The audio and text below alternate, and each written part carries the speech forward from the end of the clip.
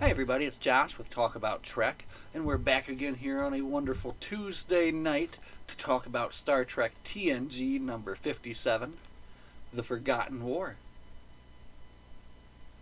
Now, the Star Trek The Next Generation numbered series is my main reading spine, right? That's like the backbone of this channel. That's basically where the whole thing even started. The whole channel's point was going to be just me reading the TNG books in order, and talking about them. And then it turned into me talking about all sorts of other Star Trek things and just kind of whatever I felt like, right? But whenever we get back to the TNG numbered series, it is always a good feeling. And I decided to go back to this because we're just so close to the end, right? This is 57, and I believe the numbered series does end on number 63 over there. 63. So, that's like so close to the end, right? So that's a perfect, I think, way to finish up this year. I don't know if it'll all fit in or if we're going to fit something else in between, but that will be the focus, is just kind of to get through the rest of these, and there is some fun stuff coming up. But today, we will talk about The Forgotten War here by William R. Forstchen and Elizabeth Kitsteiner Salzer. And you won't find her name on the cover here at all, or inside, I think. But she was a crucial part in in how this book came to be. So let's kind of jump right into the cover here. And you can see from the cover, you've got Captain Picard along the side, this other, you can tell, old school officer from the collar there, right? And that is Commander, or I think Commodore Lucien Marat. And he was basically a Starfleet officer during the same time as Christopher Pike, right? So, from the back here, the legendary Starfleet Captain Lucien Marat, a contemporary of Christopher Pike, disappeared during a battle with the alien Tarn. Now, generations later, Captain Picard is conducting delicate diplomatic negotiations with the Tarn when the Starship Enterprise discovers the descendants of Marat and his crew stranded on a desolate planet while fighting a war that ended decades ago. The human castaways face destruction, but more than these precious lives are at stake. Unless Picard can find a solution, a lost hero's legacy may ignite a new era of interstellar war. Wow. Okay. That is a pretty solid back, cover thing. Doesn't really give away too much, just kind of gets you into it. So no complaints there. Now, we do have a lot that we can tell you here that we will pull out of Voyages of the Imagination by Jeff Ayres. Of course, the wonderful book about Star Trek books here. So, now, quite a bit to talk about here. Bill remembered. I'm old enough now that I actually remember the running of the first episode of the original series and was totally hooked. I was contacted by Pocket Books in 1995 to do a Next Generation novel. Turned it down at first, but as he was in the office, he was at that time a history, I'm going to paraphrase now here, a professor of history in Asheville, North Carolina. A fantastic student of his, whose name was Elizabeth Kitsteiner Salzer, heard him turn it down and basically convinced him to take the story, and then she worked with him to, kind of come up with the story, come up with this character of Dr. Janice Erdman, this historian who plays a part here in this. And she worked with, basically, like I said, she was the co-author of this, but for whatever reason, he could not get, Paramount or Pocket Books to sign on to that. So he was the only one given credit on the cover. But I do like that in Voyages of the Imagination here, he does give her credit there. So very good. And then he goes on to say that the idea for this book came to him when he read an account of Japanese soldiers who were still being found in the jungles of remote islands as late as the 1980s, still thinking that they were at war, right? And, took that idea to this much larger scale of, what if that were to go on for generations, right? And that's what we have with the Forgotten War, right? Now, there is no single, I guess, main character focus here other than Picard. He does get the the bulk of the diplomatic work here, of course. I feel everybody else's characters were just kind of like could have been replaced almost with any other character. I don't even think Counselor Troy hardly had an appearance. Worf did play a little bit more of a part because the Tarn. I guess let me describe the Tarn.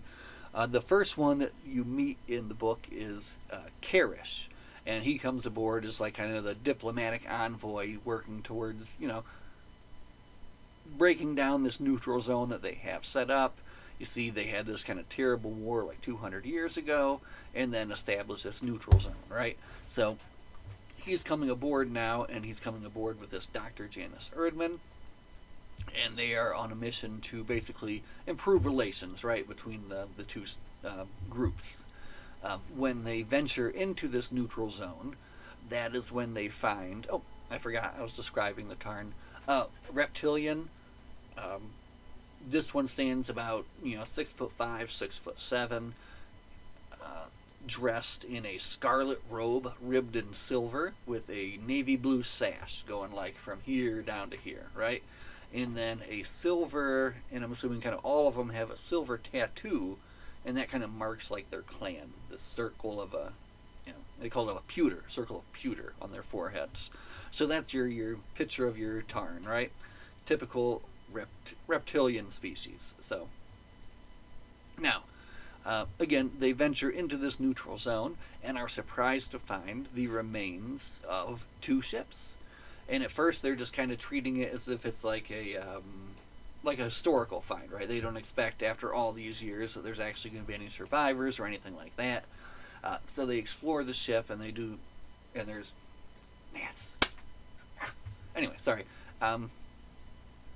But then they find, or actually they get a kind of readings from this nearby planet, and they find, they start picking up like radio signals, and basically I think one of the very first ones they pick up is this colony, and they can tell it's still Federation, right?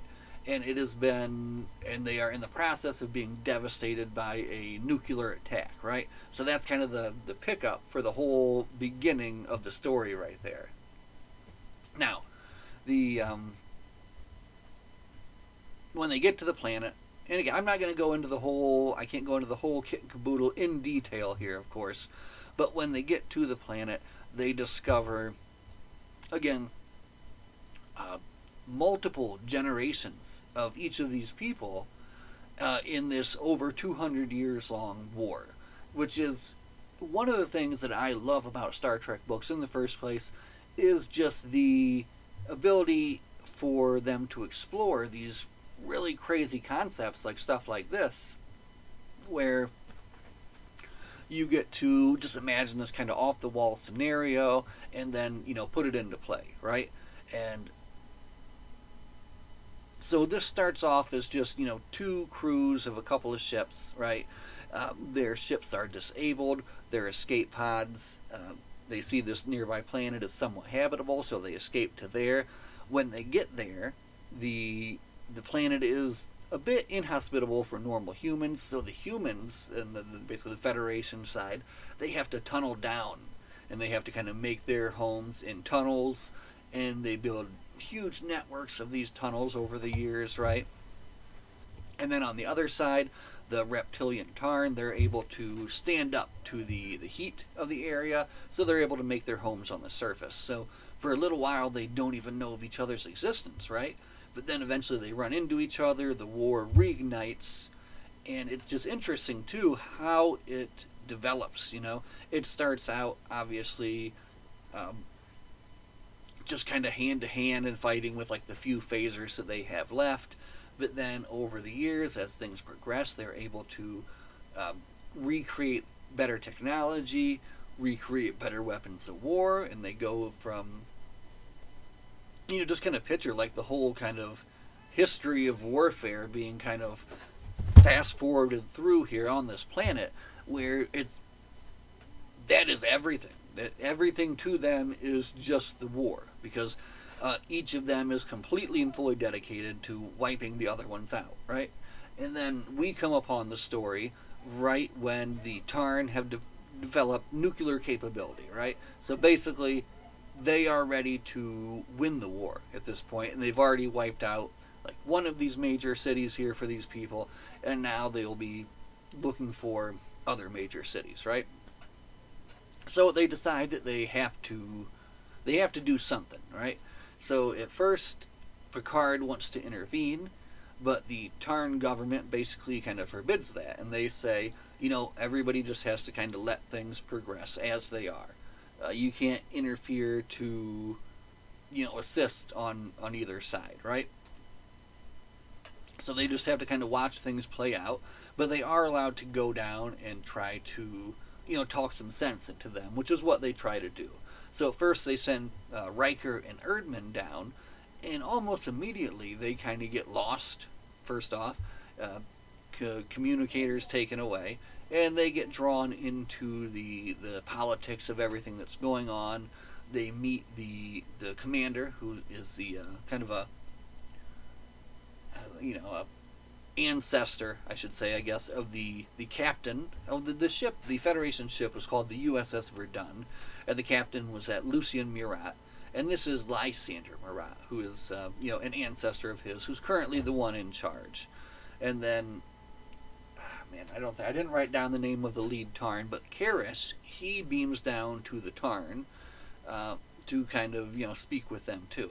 And he is not at all trying to advance the cause of peace. He's more looking out for himself anyway, right? So he kind of immediately gets caught up into the whole war, and at first is kind of he's looked up at by the Tarn that are there, and then when they see that he came with the Federation, they kind of look down at him. So he kind of has to bring himself back up in their eyes by joining into the fighting.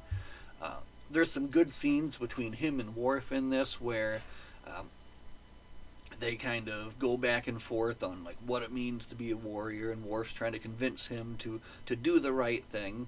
Basically, the Tarn are on their way to like the main city now. They have another bomb. They've located the main city, so they're going in for like the final blow, right?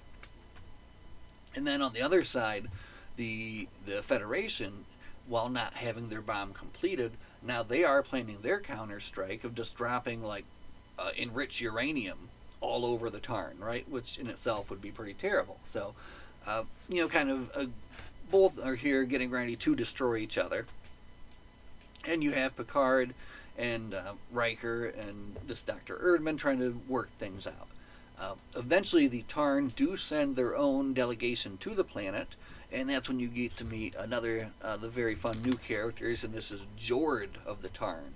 And he's kind of like the leader in charge of this battle group, right? And him and Picard kind of get along immediately. He's having tea, and he's drinking these big horns of this Hamish drink or something that he likes. But you can kind of tell that he is of the same mind as Picard and wanting to kind of stop this from going through, even though maybe his government is not fully for that, right? So Picard and he have some very nice scenes in this too. And basically, it comes to, I think, what I thought was kind of an unexpected end. At least I didn't expect.